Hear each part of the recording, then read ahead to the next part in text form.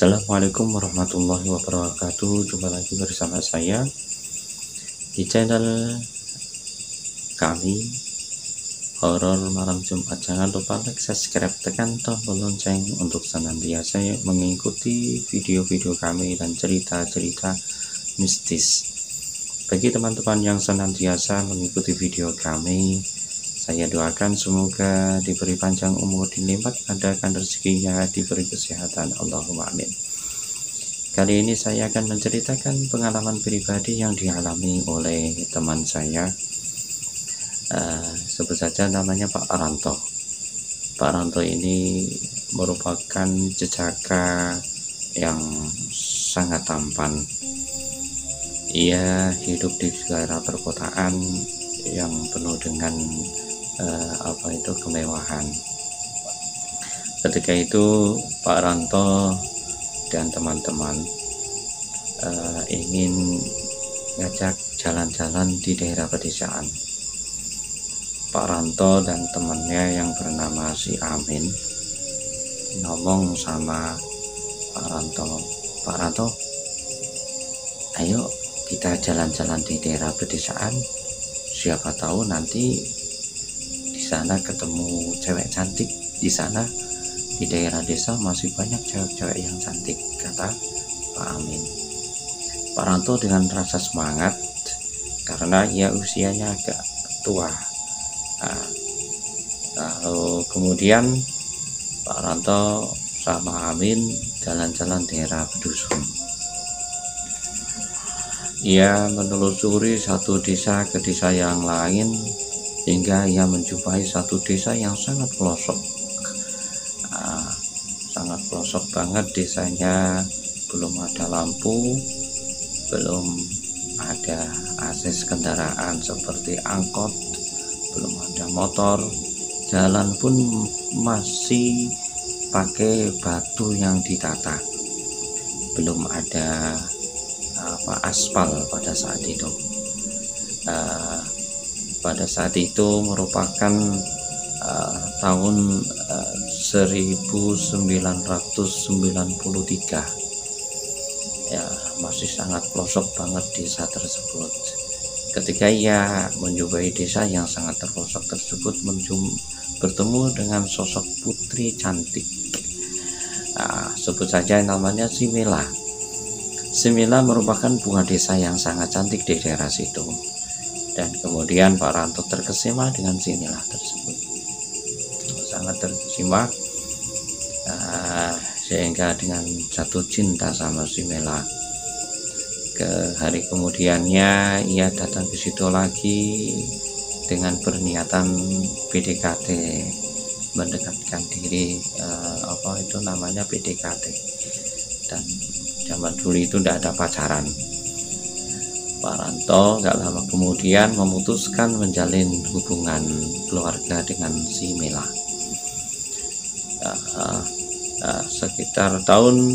Pada tahun 1994 Pak Ranto melangsungkan akad ijab kabul dan ia pun sudah resmi menjadi suami istri.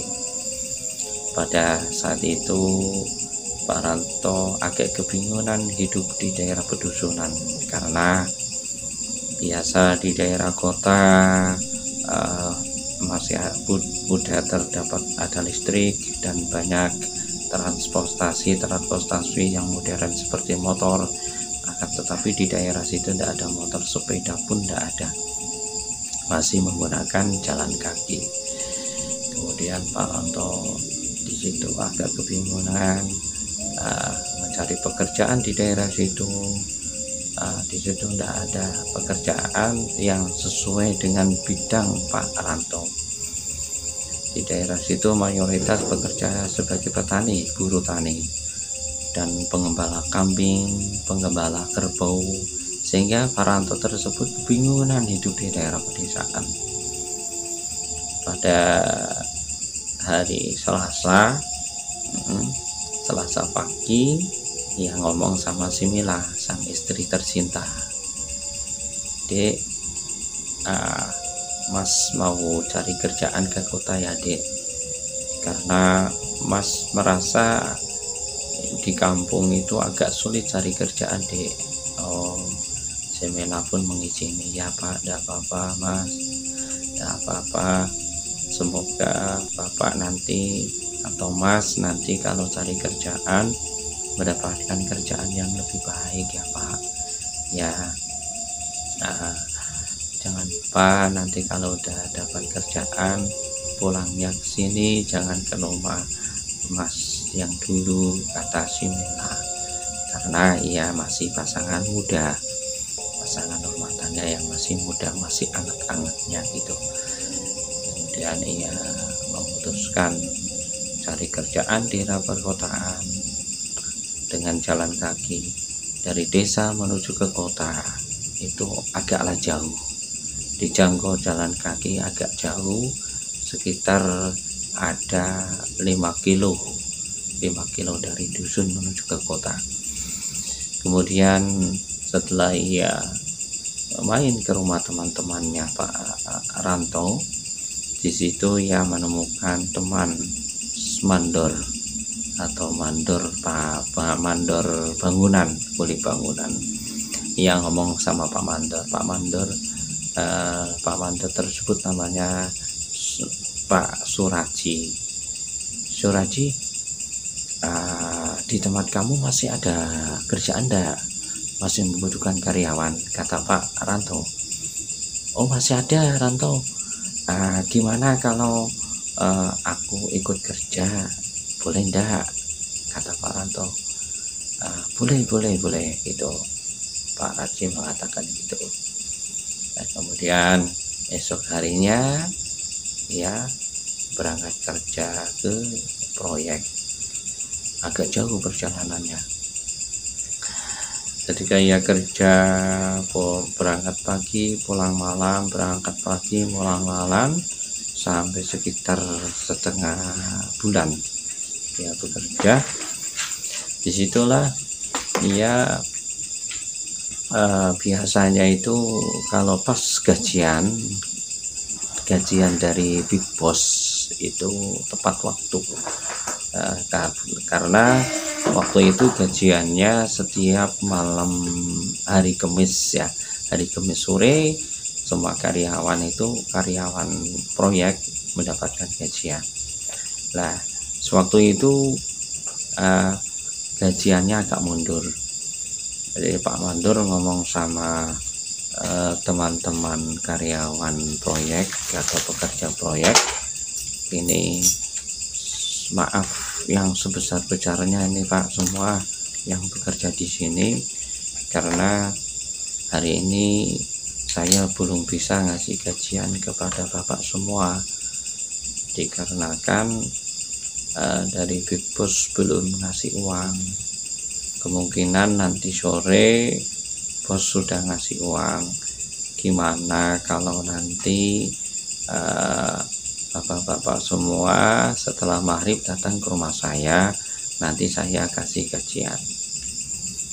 Nah dengan rasa agak kecewa dikit, semua karyawan di situ menganggukkan kepala.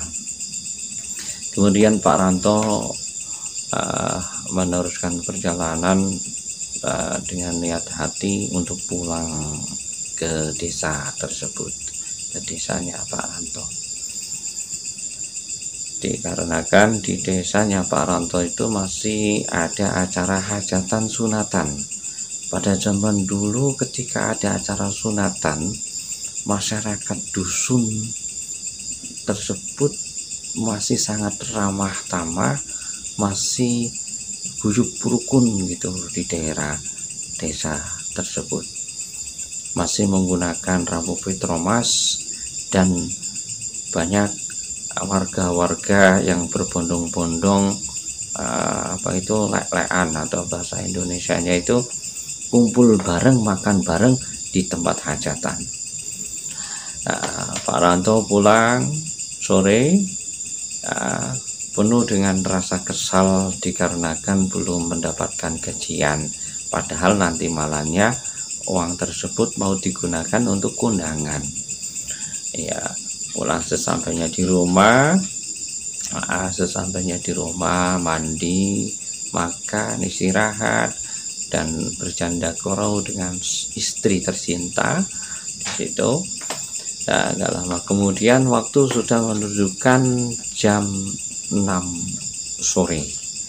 Nah, terus Pak Ranto ngomong sama sang istri, "Dek, maaf dek, malam ini hari sore ini Bapak mau ambil gajian ke Pak Mandor, dikarenakan tadi pas mau pulang itu belum digaji semua karyawan, katanya Big Boss belum ngasih uang sama Pak Mandor." Terus sang istri ngomong gini, "Ya udah enggak apa-apa Pak, yang penting nanti pulangnya jangan malam-malam ya Pak, kan nanti ada kondangan, biasanya semua warga kumpul bareng-bareng, makan bareng di acara hajatan. Ya Dek, nanti aku pulang tidak terlalu malam kok." Perjalanan dari dusun menuju kota, belum ada lampu, belum ada motor, belum ada mobil angkot. Iya, jalan kaki agak jauh, ada 4 kilo sekitar perjalanannya. Itu pun medannya agak sulit. Dari dusun menuju kota, medannya agak sulit, agak banyak tanah-tanah yang masih bercampur air, tanah lumpur gitu. Melewati jalannya, jalan masih kecil, jalan setapak gitu, agak sulit. Dengan rasa semangat, ia berjalan melangkahkan kaki, berniatan untuk mengambil gaji. Ketika ia berjalan dari dusun sampai ke kota, sampailah ia ke kota sekitar sampai ba'da isya jam 9-an, sekitar 9-an. Di situ udah ditunggu sama Pak Mandor, dikarenakan apa? Pak Ranto itu paling terlambat sendiri karena jauh rumahnya. Ia ngomong sama Pak Mandor, "Pak Mandor, gimana gajianku udah ada Pak Mandor?" "Udah nih, udah tak siapin. Kamu itu udah kutunggu-tunggu dari tadi. Teman-teman kamu udah pada pulang, udah dapat gajian semua. Ini tinggal kamu saja. Ini Ranto gajianmu." Dengan rasa semangat, Pak Ranto ini naik angkot. Naik angkot, tapi angkutan tersebut tidak bisa cuman hanya di jalan raya saja. Ketika ia turun mencari ojek di daerah situ, karena ia sudah pegang uang, jadi dia berani mau ngojek. Cari ojek di situ tidak ada, dan semua ojek sepi. Ada satu tukang ojek, dibangunin sama Pak Ranto, Pak, aku meminta tolong Pak, anterin saya ke desa sana ya Pak." "Maaf, tidak bisa, karena akses jalannya sangat sulit, jadi semua ojek takut kalau arah ke sana, ke desanya Pak Ranto." "Maaf, tidak bisa Pak, aku tidak bisa ngantar kamu ke sana." Kemudian Pak Ranto terpaksa melangkahkan kaki, jalan kaki dari jalan raya menuju ke desa. Ya, berjalanan dari desa, dari kota menuju ke desa, itu menjumpai berbagai macam pohon-pohon yang sangat rindang, sangatlah besar. Nah, walaupun dengan rasa takut, akan tetapi Pak Ranto mengabaikan rasa takut tersebut, tertutup dengan rasa semangat nanti akan ikut acara rame-rame di acara hajatan. Dia semangat berjalan kaki. Sesampainya di pintu gerbang atau gapuro masuk ke desanya Pak Ranto, Pak Ranto dikejutkan dengan sosok makhluk yang sangat menakutkan. Apa itu? Ada, karena mau akses masuk ke desanya Pak Ranto itu ada pohon bambu yang sangat lebat. Pohon bambu tersebut sangat lebat dan tinggi-tinggi semuanya. Dikejutkan dengan suara gebluk, sesuatu seperti hanya sesuatu yang jatuh. Langsung Pak Ranto dengan rasa penasaran ia menengoknya. Ternyata yang jatuh itu bukanlah benda, akan tetapi makhluk gaib, makhluk astral, yaitu pocong. Sehingga Pak Ranto itu dengan rasa takut menggigil, ingin lari tidak bisa lari, ingin teriak tidak bisa teriak, hanya bisa berdiri saja dengan rasa gemetar. Lalu Pak Ranto berdiri dengan rasa gemetar dan ketakutan. Ia teringat, ia membaca doa semampu dia berkata. Bahkan ia sempat mengatakan gini, "Mbah, ini cucu kamu mau lewat, jangan diganggu mbah. Mbah, cucu mau lewat." Kemudian ia berdoa sebisa mungkin. Alhamdulillah, makhluk tersebut yang jatuh di sebelah kiri Pak Ranto itu udah hilang. Lalu ia penuh dengan rasa takut melangkahkan kaki. Bulu gidik pun merinding sangat, sehingga ia sangatlah takut melangkahkan kaki berlahan demi berlahan.